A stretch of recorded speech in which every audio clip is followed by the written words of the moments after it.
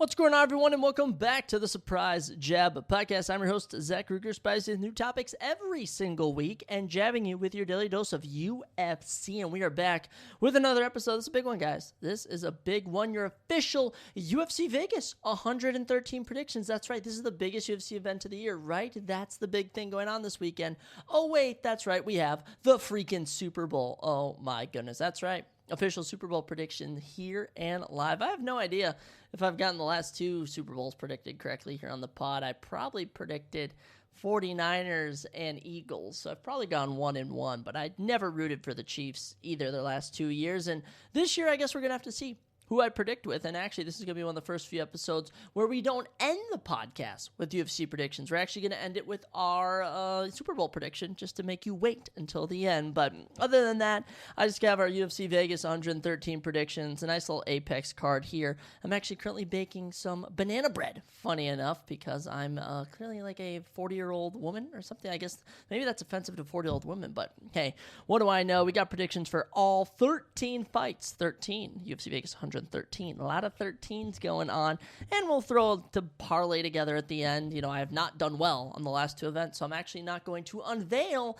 how my parlay does until we do our little recap show next week. But let's get right on into it. Got some boring fights, got some mediocre fights. At the end of the day, I'll never complain when I get some UFC. So, first up on the docket, women's bantamweight division as Claudia Segula takes on the zombie girl, Priscilla Cachoeira, and easily whoever wins this is going to be fighting for a ranked shot. Okay, that's how non-deep the women's bantamweight division is. But for this fight, Claudia Segula is the favorite, minus 135, and Priscilla Cachoeira is the underdog at plus 115. Claudia is 7-2. Priscilla is 13-7. Claudia has an inch in height along with 4 inches in reach, and both women fight in the orthodox fighting position.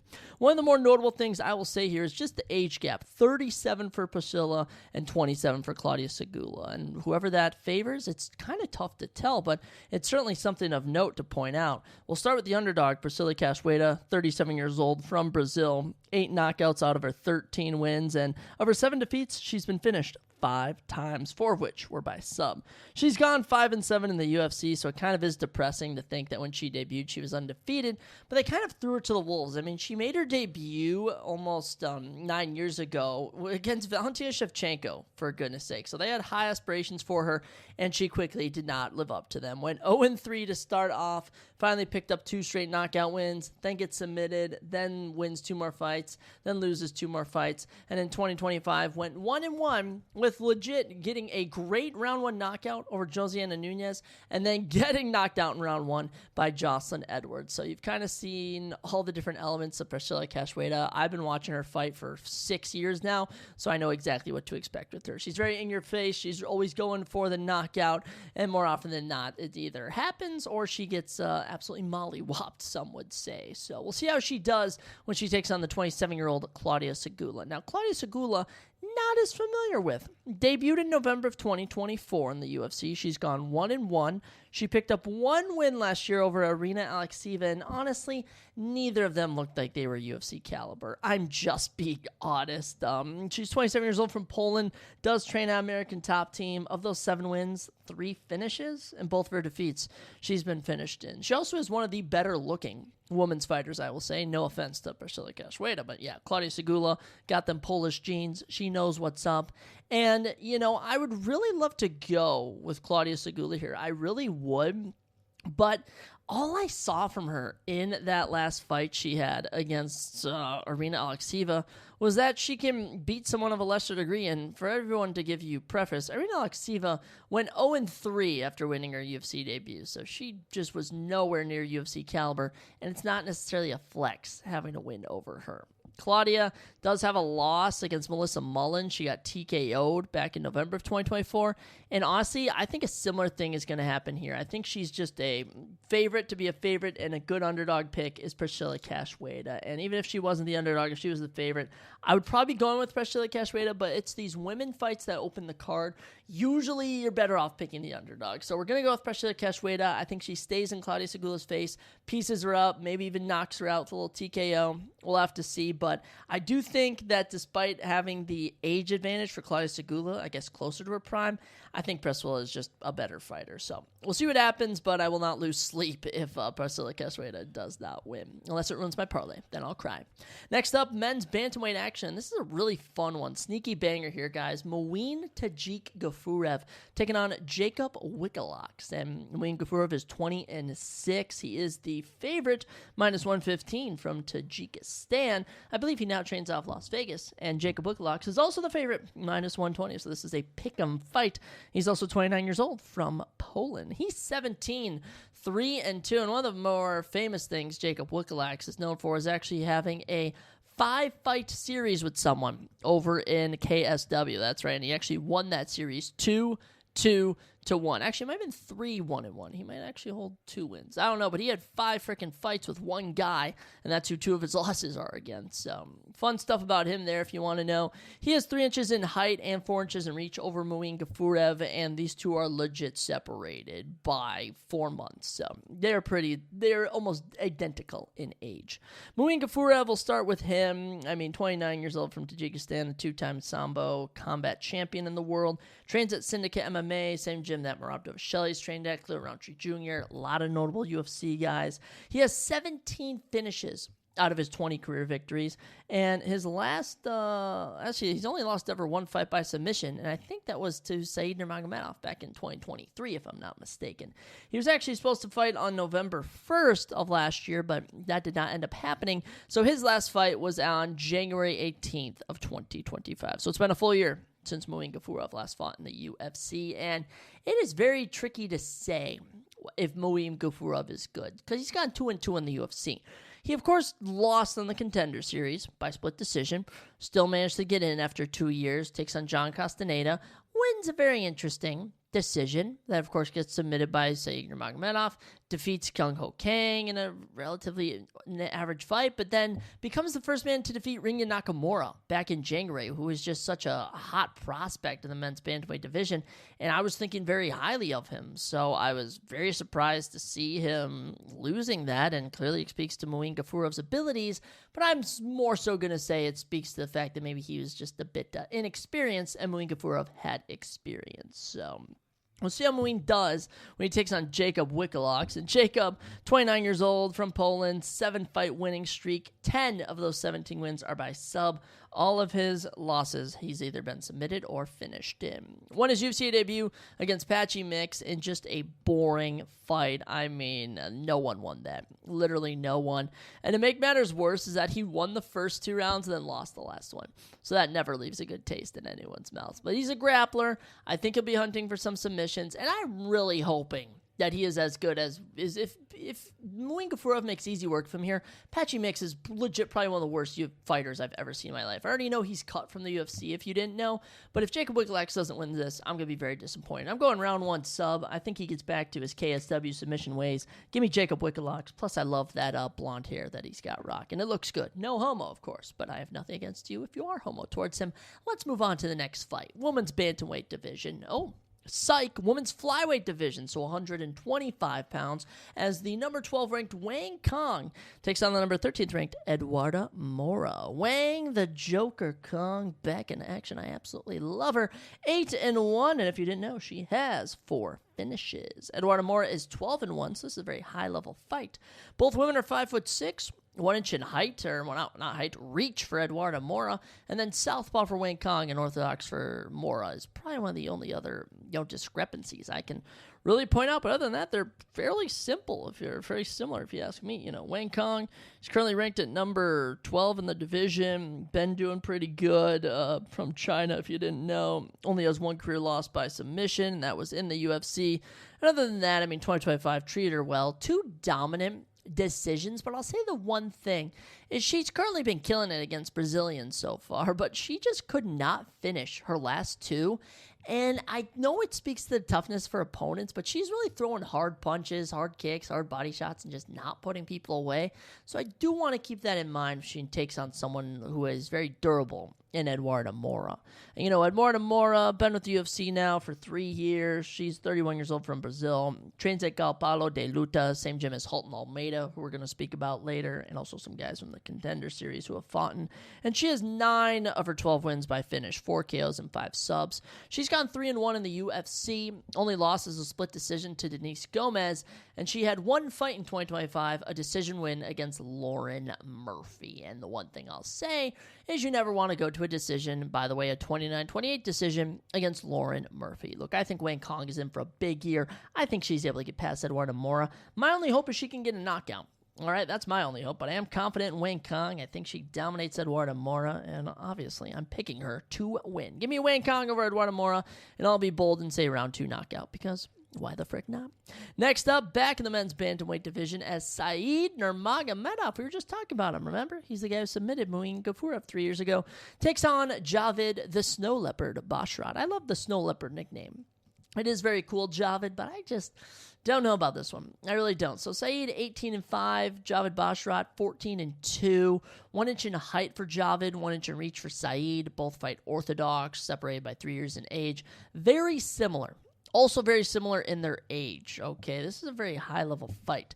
Javid's actually currently the favorite, minus 150. Said is plus 125, and I'm very much leaning on Said Nurmagomedov here, especially since he is the underdog. But he's also been on a very cold streak, 1-3 in his last 4 fights. Now, the 33-year-old from Russia has 10 of his 18 wins by finish, 4 KOs and 6 subs. And he's never been finished. In all 5 defeats, he's never been finished. Might I also add, he's never been dropped. I mean, really, never really faced much, trouble at all, really, so far in the UFC. He's gone 7-4, and it's just kind of ran into some awkward scenarios. He comes in, he's dominant, goes 6-1 to open up his tenure, loses a bogus decision to Jonathan Martinez, which kind of sets him back. And oddly enough, his last win was against Muin Gafurov. Didn't fight at all in 2024. In 2025, had a fight of the night against Vinicius Oliveira, but lost. Then took on Bryce Mitchell, and after dropping him early in round 1, just couldn't survive the grappling in rounds 2 and 3, and just didn't work out for him. So we'll see if Said can bounce back. It'll be no easy task here, but he's certainly been taking on some tough guys. Bryce Mitchell, Vinicius Oliveira. Now for the Snow Leopard, Javid Basharat from Afghanistan, but now trains in England. The 30-year-old has 11 of his 14 wins by finish. I honestly was very surprised when I wrote that down in my notes. Of his 2 defeats, he's been knocked out once, and that was actually his last loss, when he lost to Ricky Simone. Now, Javid Basharat came into the UFC with his brother, of course, who we're going to mention here in a bit, and he started off pretty good. Starts off 3-0, all decisions, using the grappling. All right, he's okay. Then has a no contest, absolutely nut shots the living daylights out of Victor Henry back in October of 2023. Has 1 fight in 2024 against Amin Zahabi, loses it on the cards by striking, and then gets knocked out cold by Ricky Simone. I'm talking clean against the jaw, falling on his back. Not looking pretty. So, not a good look if you're Javid Basharat. And I know that Said just keeps running into some really just unfortunate issues with decisions, but I really got to go with him here. For some reason, I do not know how Javid Basharat is going to do coming off of 2 straight losses, by the way, against tough guys, but especially after having not fought in a year, he might have been a bit scared of his chin, and I truly believe Said Nurmagomedov is high level. His last 2 losses are to Bryce Mitchell and to Vinicius Oliveira, the guy in the main event of the card we're talking about, and Bryce Mitchell, who has unreal grappling. Okay, so give me Said Nurmagomedov round 1 submission. I think Javid might be a bit too hungry for a win here and might get his neck caught with one of those sneaky guillotines that Said possesses. So, also, if I see close fights like this, I do like to lean on underdogs, but if Said was the favorite, I would still go with him here. Next up, we're back in the women's division, and we've gone women's bantamweight, we've gone women's flyweight, and why not complete the trifecta with a women's strawweight matchup as Bruna Brazil takes on Ketlin Esquindatina. Souza, I have no idea what that nickname means. Let's actually throw that into Google and see what type of Brazilian nickname she's got rocking with her here. I never do that. I never actually check what these nicknames mean, so it's always fun to check it out. So let's see, Esquindatina. is a song. It is a song in Brazil, so I guess we'll never know, guys, what it means. If I wouldn't get copyrighted, I would play it right here on the pod. But back to the topic, Bruna Brazil is 11-5-1. Ketlin Souza is 15-6.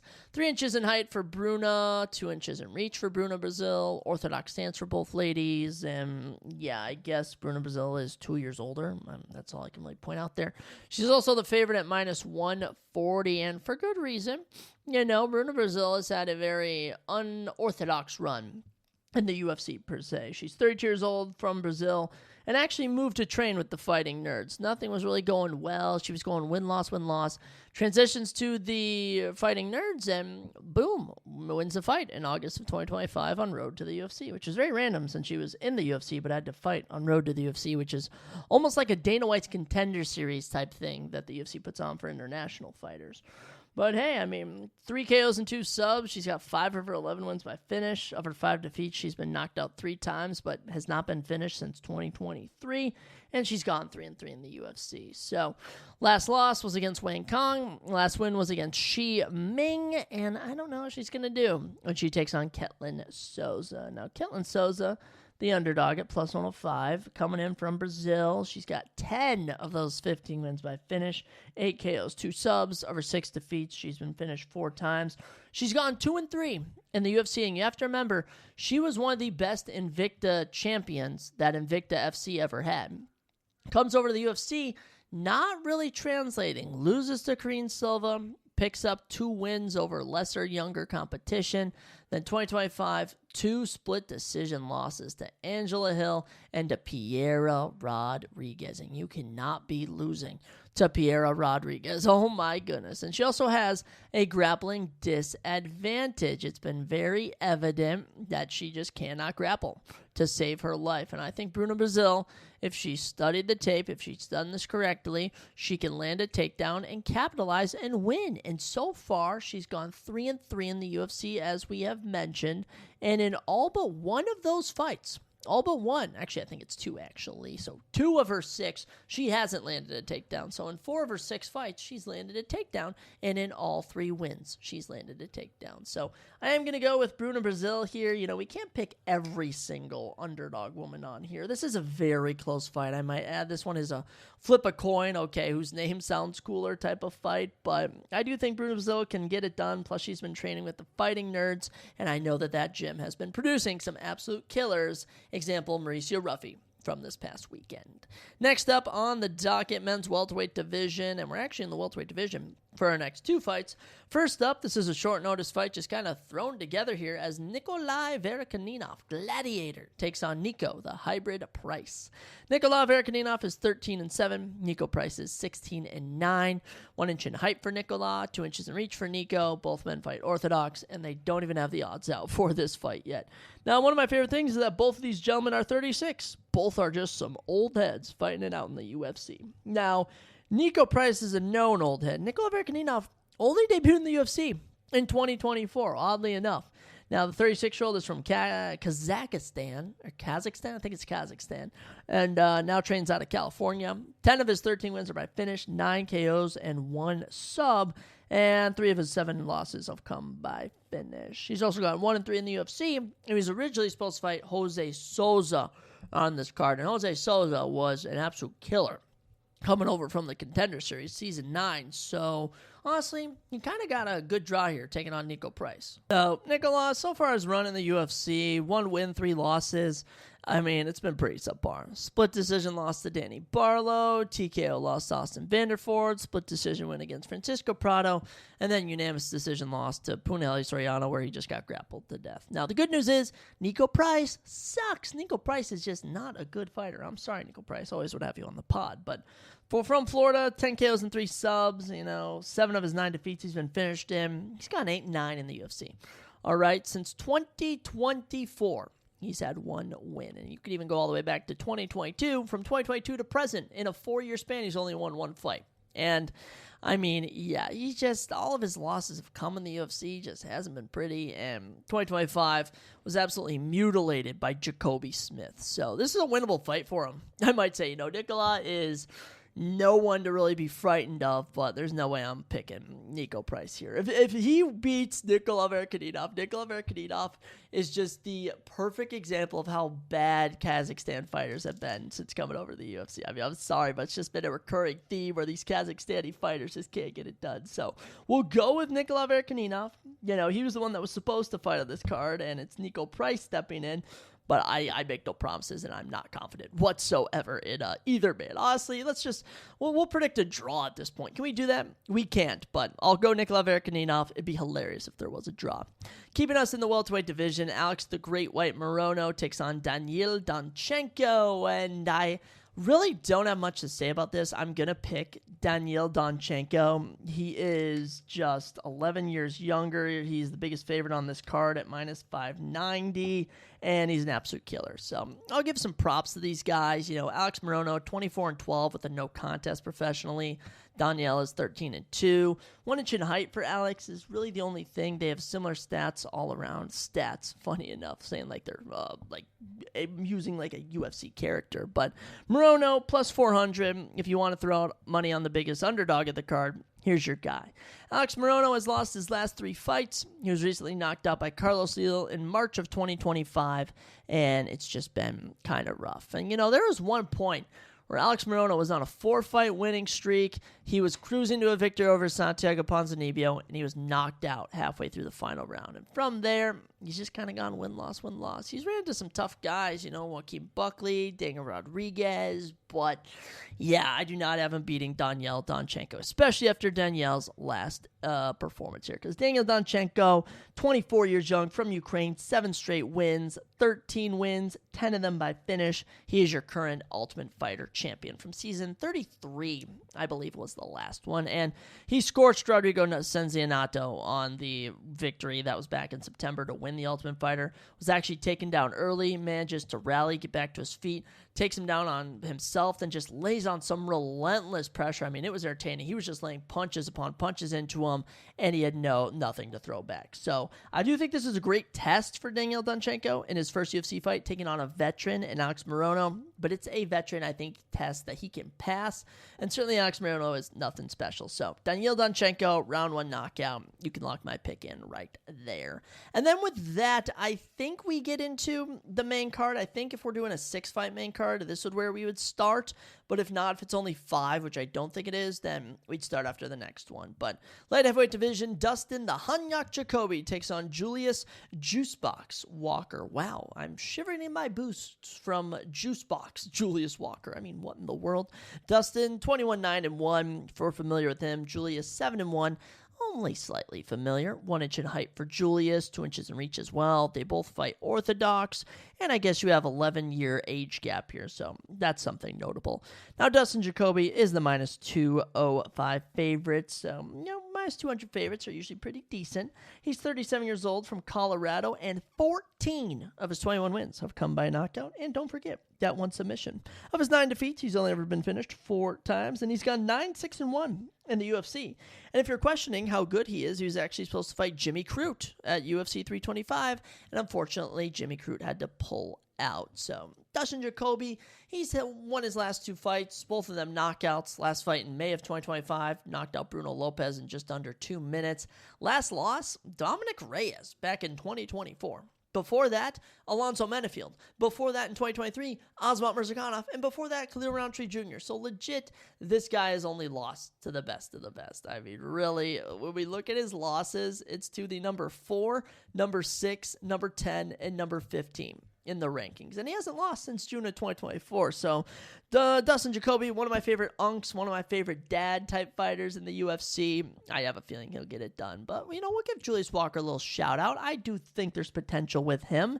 Plus 165 underdog, 26 years old, from Connecticut, but now trains out of Missouri. 6 wins have come by finish out of those 7 total. 3 knockouts, or actually, what is it? 4 knockouts, 2 subs. And he was actually supposed to fight Yuran Satibaldiv. So Yuran Satibaldiv, probably more similar to him in skill, but hey, it is what it is. He also lost his debut by split decision in a fight of the night to Alonzo Menefield, but then took on Rafael Cerqueira and just couldn't finish him, which is never a good sign. So, Dustin Jacoby, I ride with you every single time you fight just because you're one of the most ultimate dad fighters that I've ever seen. So give me Dustin Jacoby. Go get it done. Go get a round 1 knockout. Do it for your kids. Next up, men's bantamweight division. Gene Matsumoto. It takes on Farid Ferocious Basharat. That's right, the younger brother of Javid Basharat. And guess what? He is the better brother. Maybe a little family rivalry there. Gene Matsumoto, plus 180 underdog. Farid Basharat, minus 235 favorite. Gene is 17-1. Farid is 14-0. 2 inches a night for Farid, 3 inches in reach for him as well. This is a very good fight. Very high level between two young guys in their 20s. You know, Gene Matsumoto is 26, Farid is 28, and this is just what you live for. On the main card of this random Apex card, this is going to be a fun time. So we'll start with Gene. He's the underdog here, but he has more experience with ranked fighters, especially having fought in Rob Font. Now, Gene is, of course, from Brazil. 9 of those 17 wins are by finish, 3 KOs and 6 subs. He's gone 3-1 in the UFC.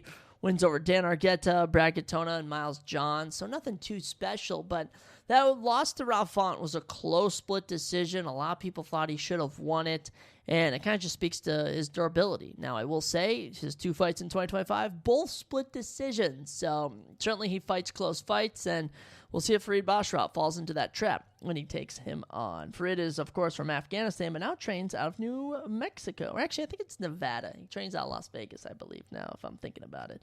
I believe he's with AT&T, currently AT&T, American Top Team. Actually, fun fact, the reason I said that is because I'm actually having to get on my own phone plan, and I was actually at AT&T the other day. So AT&T training, AT&T phone, or it's just ATT, American Top Team is what I'm trying to say. Not getting sidetracked. 1 KO and 6 subs give him 50% of his wins by finish, and of course, he's gone 5-0 in the UFC. Does hold some good wins. I'll say, Damon Blackshear, Taylor Lapalooze, Victor Hugo, Chris Gutierrez, pretty solid unranked bantamweights. Now, he only has 1 finish, though. It's, of course, against Cledson Rodriguez, which is just an awful fighter in the UFC. I mean, I'm pretty sure Bro went, 1-3 and then got cut. But Farid speaks to his durability, speaks to his toughness. I really do like Gene Matsumoto here, but so far I'm yet to see Farid Basharat really slip up or anything. And I think if Javid's going to lose, I can't pick both Basharat brothers to lose. So give me Farid Basharat to get it done. I think I'm going to have a better grasp of where these two are going to be at in their career in terms of Gene and Farid after this fight, and that'll help me predict more as they continue to level up in who they take on. Now, next up, we head to the men's middleweight division as Michael Olkajacek takes on Marc-Andre Barriault. Michael Olkajacek is 21-9. Marc-Andre Barriault is 17-10. 6'1" to 6 foot, 1 inch in height for Marc-Andre Barriault. They both have a 74-inch reach, and southpaw for Olkajacek is the only other real change here, besides being 5 years apart in age. Michael Olkajacek is also the minus 290 favorite. Good size favorite here. The 30-year-old from Poland now trains out of Brazil with the Fighting Nerds. That's right, a Polish man to Brazil to train with the Fighting Nerds. I absolutely love it. 17 of his 21 wins are by finish, including 16 knockouts. And of his 9 defeats, he's been submitted 6 times. He's gone, I believe, 9-7, I want to say, in the UFC. He's been all over the place. I mean, Michael Olkajacek has taken on a who's who of names. Let me hit you. Khalil Roundtree Jr., John Villante, Ovince St. Preux, Jimmy Crew, Modestas Bukauskas, Sam Alvey. How about Dustin Jacoby, who we just talked about? Kyle Barallo, Michelle Pereira, Kevin Holland. His last loss was to Shara Magomedov in 2024. But then he made the switch from a Polish gym to the Brazilian Fighting Nerds gym, and he went 2-0 in 2025 with 2 round 1 knockouts, all around the same 3-minute mark. So clearly the change helped. Clearly he got better, and when I look at his last 4 to 5 losses, they've all been against great names in the UFC. So I love his odds here, especially when he takes on Marc-Andre Barriault. Now, Marc-Andre Barriault is no easy guy to put away. Okay, he's tough, but I think Marc-Andre hits hard. Just not hard enough. Okay, Michael Olkajacek is going to piece him up. Mark has also lost 4 of his last 5 fights. Only win is against Bruno Silva. That's dating back the last 2 years. And he's been knocked out in 2 of those. And Shara Magomedov really did a number on him. So, Marc-Andre Barriault, he's from Canada. 12 wins by finish. Of his 10 losses, he's been finished 4 times. And he's gone 6-9 in the UFC. And I think that's about to be 6-10. Give me Michael Olkajacek with a little round 1 knockout. And then we get into the big 3. Every card kind of has, like a big 3, big 2, big 4 fights. And this card as the big three. So from here on out, these are all big ranked heavyweight fights, or not all heavyweight, but big ranked fights. First up, heavyweight division. The number 6 ranked Halton Almeida takes on the unranked Rizvan Kuniev. Rizvan Kuniev, this guy, how does he keep getting big opportunities? I don't know. Now, Halton Maldinho Almeida, 22-4, Rizvan 12-3, 1 inch in height for Rizvan, 3 inches in reach for Halton. Orthodox stance for both of these gentlemen. Now, Halton is the minus 145 favorite. Of course he's the favorite in this. He's been fighting for a long time, and he's been doing really good. Rizvan, plus 115. This is only his second UFC fight, for goodness sakes. Now, Halton Almeida, we know him. From Brazil, trains at Golpa de Paluta, whatever the frick. 8 KOs, 13 subs. The guy is a grappler, alrighty? And unfortunately, he's just ran into some issues as of late, okay? He's done pretty good, but, 2025... big win over Sergey Spivak, and then just a dud against Volkov. Now, should he have won that fight? Absolutely. Absolutely, he should have won the Volkov fight. Volkov did absolutely nothing in that fight, and he was taken advantage of for 11 minutes. That's 2 rounds controlled just for Halton Almeida in a 3-round fight. Now, it was weird. It was boring. Oh, well. But Rizvan Kuniev is just nowhere near the level. All right, Rizvan Kuniev fought twice in the Contender Series. All right, he's from Dagestan. 9 of his 12 wins are by finish. He's only had 1 fight in the last almost year and a half. And that was against Curtis Blades, where he somehow lost a split decision. I have no idea how that was a split decision. Curtis Blades was just not trying at all in that fight. But he was supposed to fight Ryan Spann. Ryan Spann had to pull out. Who do you get instead? You get the number 6 ranked Halton Almeida. And I'll tell you outright right here, right now, this fight's going to go. Rizvan is maybe going to land a shot or 2 on the feet, but Halton Almeida is inevitably going to take him down, going to submit him. I personally think it'd be best for business as Rizvan Kuniev goes out there and absolutely knocks him out like crazy, but I just generally don't see that happening. Halton Almeida, boring decision, dare I say, around 1, 2, or 3, probably round 1 or 2, TKO on the ground or a submission. Probably a submission, if you ask me, but yeah, we'll see what happens there. I just hope that Rizvan Kuniev isn't another bum again in this performance here. So we'll move on from that onto the co-main event. For our co-main event flyweight division, and we may have title opportunities on the line with this one, as the number 6 ranked Amir Albazi takes on the number 8 ranked Kyoji Horiguchi. Amir Albazi, of course, the Prince, 17-2. Kyoji, Karate Kid. Horiguchi, 35-5. Big veteran here. 1 inch in height for Amir and 5 inches in reach as well. So a little bit of notoriety there. And they're only 3 years apart. But this is a good one, guys. I'm telling you, Amir is the underdog, plus 265. Kyoji Horiguchi, the second biggest favorite on the card at minus 340. This is going to be a super fun fight. We'll start with Amir Albazi. And look, Amir Albazi was on the track. Okay, he was on the track to being the next big flyweight fighter, and he's 32 years old now, from Iraq, but now trains out of Nevada. 14 of his 17 wins are by finish. He's gone 5-1 in the UFC. Was supposed to fight Tatsuro Taira in August in a main event. Unfortunately, had to pull out. But this guy, from 2020 to 2022, had 4 good wins, all right, and he was doing good. And then, for just some reason, 2023 had a really rough split decision against Kai Kara France. Won it, but it was just not pretty. Wouldn't fight for a year and a half, comes back, gets schooled all 5 rounds by Brandon Moreno, and then pulls out of like 2 fights in 2025. So Amir Albazi has not been active, has not been getting out there, and I don't even know if he still belongs in the upper echelon. I think there's going to be one man who takes advantage of him, and that's Kyoji Horiguchi. Oh my goodness. If you haven't seen him, you're going to fall in love. 35 years old, from Japan. I believe he now trains out of Florida or Cali, one of the two right now, but he is a Japanese man through and through. Trains at American Top Team, 35 wins. All right, 35 wins in his career, and he has had 22 finishes. 16 KOs and 6 subs. He also went 14-1 in Rizin, and also, this is his second tenure in the UFC. Through his first tenure, he went 7-1. Only loss was to Demetrius Johnson. He famously got submitted with an armbar with 1 second left. Kyoji returned after his little hiatus, heading over and fighting overseas, to a thunderous debut against Tagir Lembekov, where he dismantled him, dropped him twice, submitted him in round 3. It was powerful. It was amazing, and it's going to propel him to a victory here. I don't know where this fight's going to go. it could go to the ground. It could stay on the feet. But I'm riding with Kyoji Horiguchi all day. I think all around collectively, he's better than Amir Albazi. But if you're Amir Albazi, this is the perfect opportunity to bounce back. I mean, you have just kind of been on the back burner. All your hype is down. No one has any idea how you're still ranked at number 6 when the last guy you beat, Kai Kara-France, isn't even in the UFC, for goodness sake. So let's see how Kyoji Horiguchi does. I think he will win. If for some reason Amir Albazi wins, kudos to him. I know flyweight can be kind of weird sometimes. Just look at last weekend with Alex Perez, or that was 2 weekends ago. But with that, we then move on to our main event of the evening. Ladies and gentlemen, the main event, the cream of the crop. The number 9 ranked Mario Bautista takes on the number 11th ranked Vinicius Oliveira in the men's bantamweight division. Mario Bautista is 16-3, lock dog Vinicius Oliveira for his, actually both their first main event, but Vinicius Oliveira really feels like this is his biggest opportunity yet in the UFC. He's 23-3. Good record.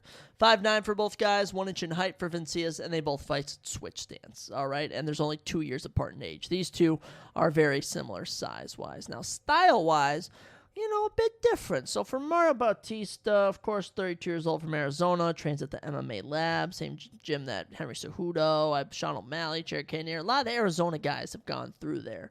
And 9 of his victories have come by finish, 3 KOs and 6 subs. Of his 3 defeats, he's been finished twice, and he's gone 10-3 in the UFC. And at one point, he was on a 8-fight winning streak.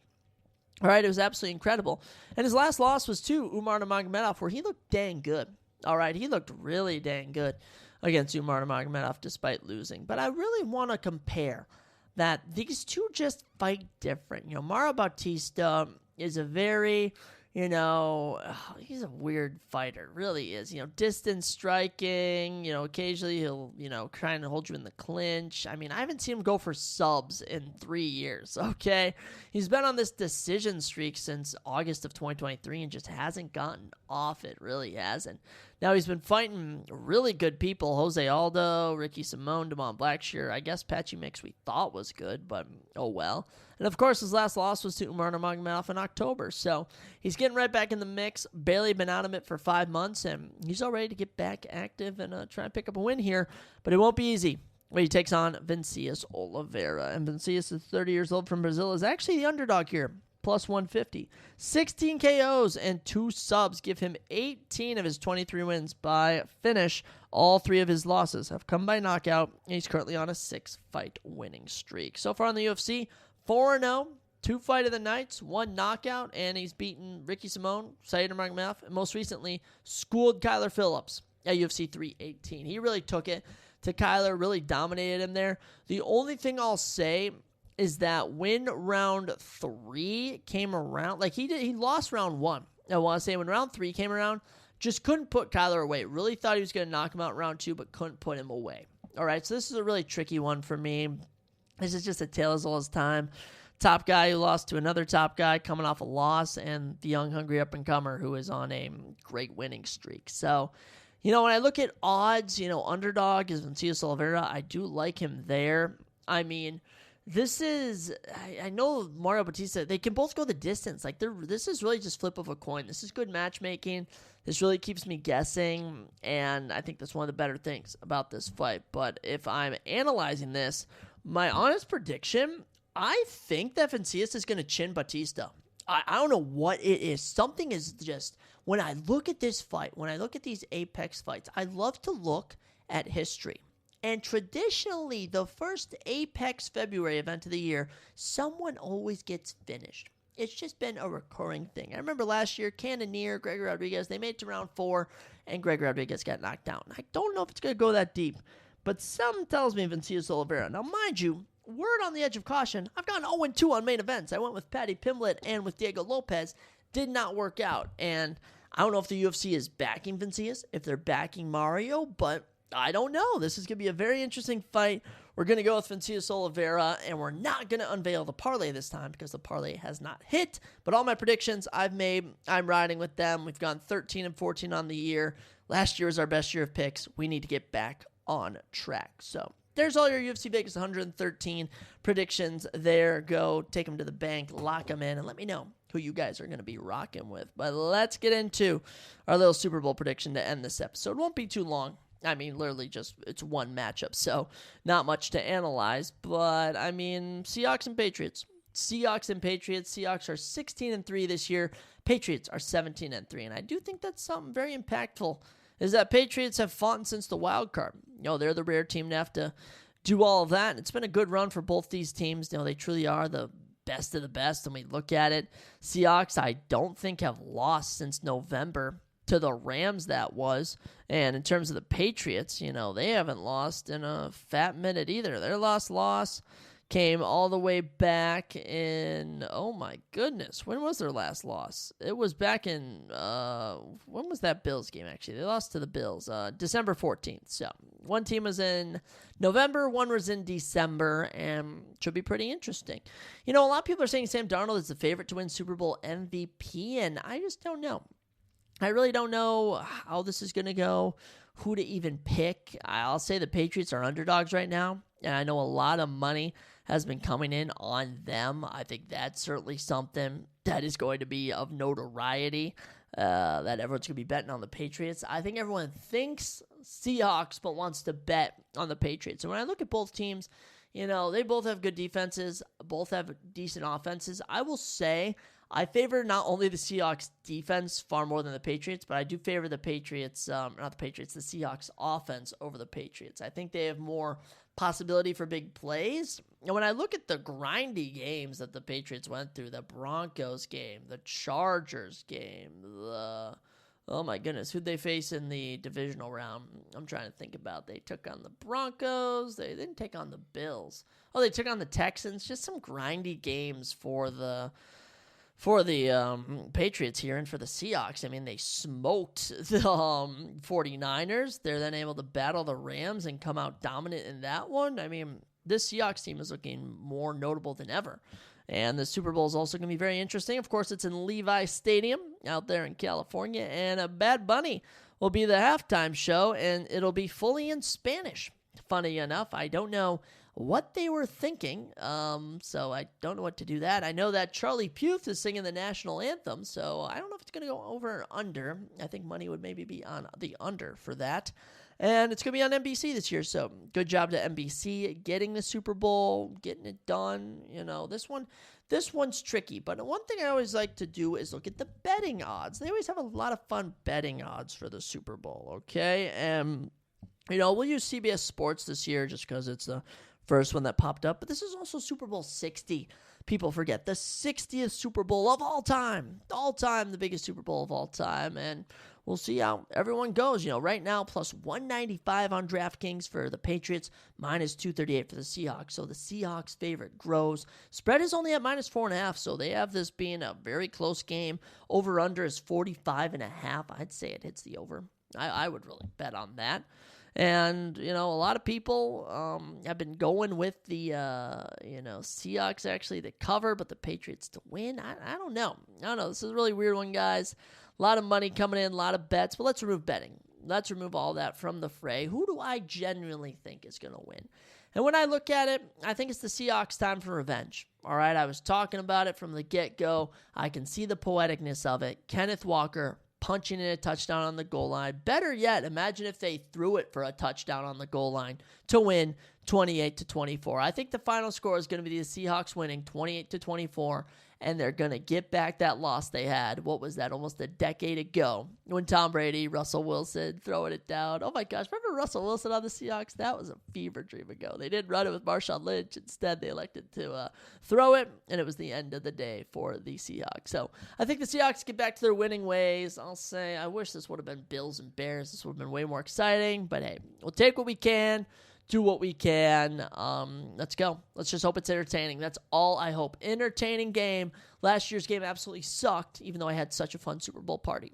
So lock it in, guys. Go with the Seahawks here. And, if you do pick the Patriots, I won't hate you. I have a Patriots jersey, but I want to root for the Seahawks. So I don't even know what I'm going to do at the Super Bowl. But those are my little Super Bowl predictions. Nothing too big. There's not much to say. But there's my official prediction. The Surprise Ship Podcast endorses the Seahawks to win the Super Bowl. And we also endorse every UFC prediction we have made. But that does it for today's episode. Rather a, mediocre event. Then we go into Valentine's Day weekend. No card at all, which is kind of good since I'm actually going to be back home for Valentine's Day. And then we're back at it. We're in Houston. Then I think we're maybe back at the Apex. Maybe we're in Mexico. Actually, I don't know. We get around here in the UFC. But ladies and gentlemen, go knock them dead this weekend. Go have a good rest of your work week. Go round it out. And whenever you're listening to this, just know I love the support. I love each of you. And I hope you all have an amazing rest of your life, I suppose. Wow, this is just turning into something super motivational. We're going to cut it off. My banana bread is actually just getting done right now. So I'll catch you all next time on the Surprise Jab Podcast.